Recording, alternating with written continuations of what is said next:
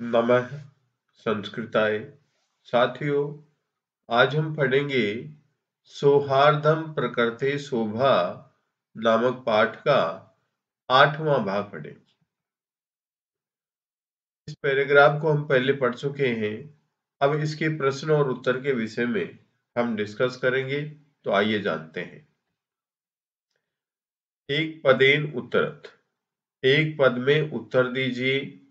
पहला प्रश्न है मयूरस्य मोर का नृत्य नृत्य कस्या किसकी आराधना आराधना है। मोर का नृत्य किसकी आराधना है। कस्या यहाँ पर षष्ठी विभक्ति एक वचन है। तो देखिए प्रश्न का उत्तर यहाँ पर यथ है, क्योंकि मम नृत्यम तु, मेरा नृत्य तो प्रकृति आराधना, प्रकृति की आराधना है। तो यहाँ पर इस प्रश्न का उत्तर हुआ प्रकृति। प्रकृति शब्द स्त्रीलिंग है और प्रकृति षष्ठी विभक्ति एक वचन है। तो यहाँ पर हमारा उत्तर हो गया प्रकृति, एक शब्द में उत्तर। तो मयूरस्य नृत्य प्रकृते आराधना। प्रश्न नंबर 2, एतस्मिन्नेव काले, इसी समय, कौ कौन दो, कौ कौन दो नदी जलम पातुम आगतौ, नदी का जल पीने के लिए आए। कौन दो आए? तो देखिए एतस्मिन काले, तो यहां पर देखिए एतस्मिन एव काले अपि नदी जलम पातुम आगतौ। ठीक है, कौ के स्थान पर हमें क्या लिखना है? व्याघ्र चित्रकौ, बाघ और चीता दो आए। तो यहां पर हमारा उत्तर हो गया व्याघ्र चित्रकौ, बाघ और चीता। ठीक है। नंबर 3 है एते वन्य जीवा, ये वन्य जीव कम किसको रक्षक पद योग्यम न मन्यन्ते, रक्षक के पद के योग्य नहीं मानते हैं। किसको नहीं मानते हैं? ये देखो यहां पर एते वन्य जीवा, ये वन्य जीव रक्षक पद योग्यम, रक्षक के पद के योग्य न मन्यन्ते नहीं मानते हैं। किसको? यहां पर उत्तर देखिए भक्षकम, भक्षक को। भक्षक का मतलब खाने वाला, जो हिंसक होता है उसको भक्षक कहा गया है। भक्षकम उत्तर हो गया। प्रश्न संख्या 4 है संज्ञेन कदा पर्यंतम शासनम कृतम, शेर ने कब तक शासन किया। कदा पर्यंतम का मतलब कब तक शासन किया। तो देखिए शेर ने कब तक शासन किया, ये देखेंगे। वस्तुतः एव सिंहेन शासनम कृतम, कब तक किया? बहुकाल पर्यंतम, बहुत लंबे समय तक शेर ने शासन किया। तो इसका उत्तर होगा बहुकाल पर्यंतम। अब पूर्ण वाक्य में उत्तर है व्याघ्र चित्रकौ, बाघ और चीता वनराज पद आए, वनराज पद के लिए कथम न योग्य विस्तय, किस लिए योग्य नहीं है। बाघ और चीता वनराज पद के लिए किस लिए योग्य नहीं है। तो पैराग्राफ में देखते हैं।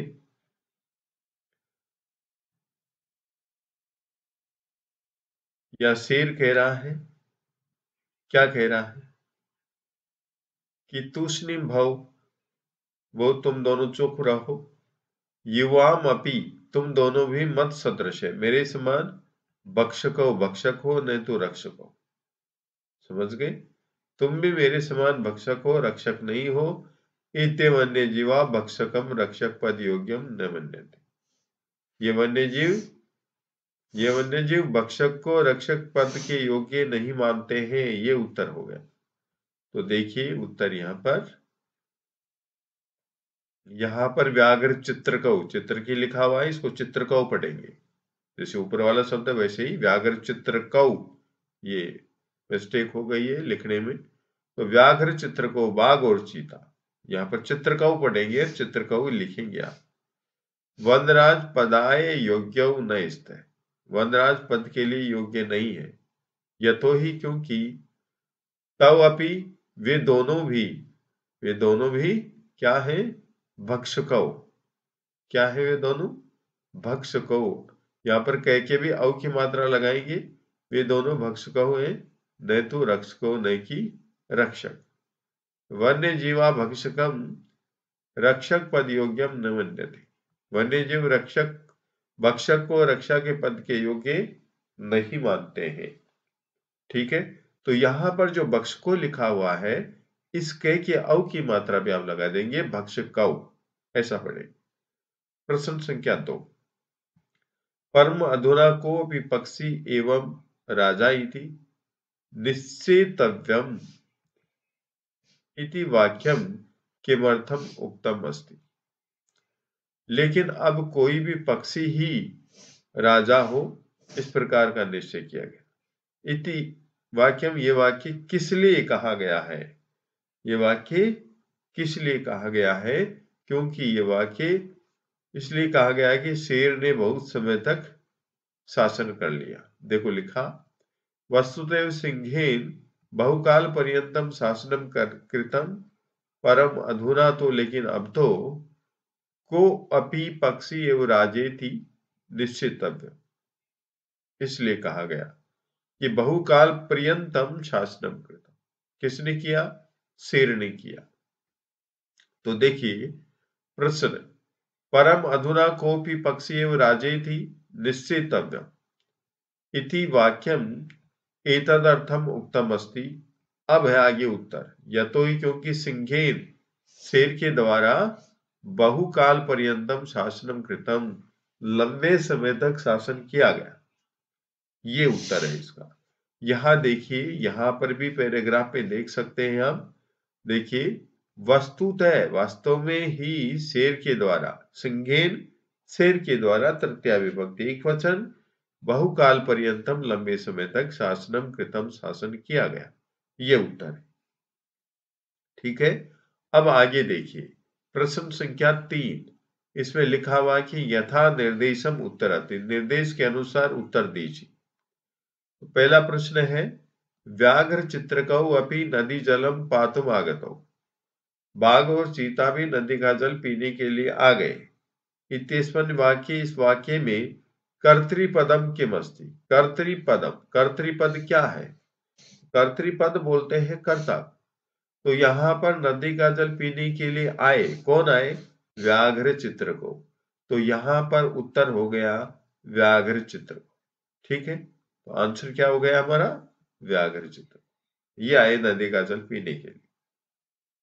प्रश्न संख्या 2 है, यस्य कस्यापि चयनम कुर्वन्तु। जिस किसी का भी चयन कीजिए, जिस किसी का भी चयन कीजिए। सर्वसम्मत्या, सर्वसम्मति से, क्रियापदम किम अत्र अस्ति। क्रियापद यहां पर क्या है? तो देखिए, यहां पर यस्य कस्यापि चयनम और सर्वसम्मत्या, ये क्रियापद नहीं है। क्रियापद यहां पर है कुर्वन्तु। लोट लकार प्रथम पुरुष बहुवचन, करें।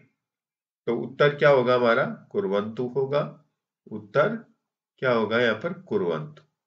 ठीक है, नेक्स्ट है, मौनम इत्यस्मिन् अर्थे के शब्द अत्र प्रयुक्त।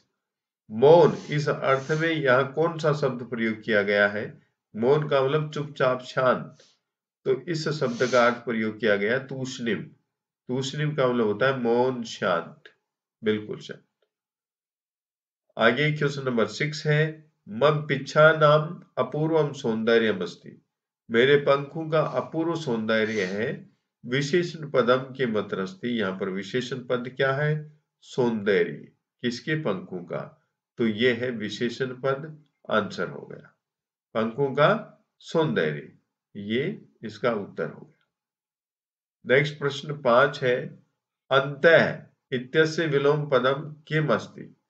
अंतः, इसका विलोम पद क्या है? अंतः का मतलब होता है अंदर, और इसका विलोम पद साथियों है बही। बही का मतलब बाहर। ये है इसका विलोम पद। प्रश्न संख्या 6 है, ये 4 लिखा गया। अत्र अव्यय पदम किम नास्ति। यहाँ पर अव्यय पद क्या नहीं है, ये देखना है। देखिए अपि अव्यय है, एवं इस प्रकार अव्यय है, च भी अव्यय है, भव ये अव्यय नहीं है, ये लोट लकार मध्यम पुरुष एक वचन की क्रिया, इसलिए ये अव्यय पद नहीं है। धन्यवाद।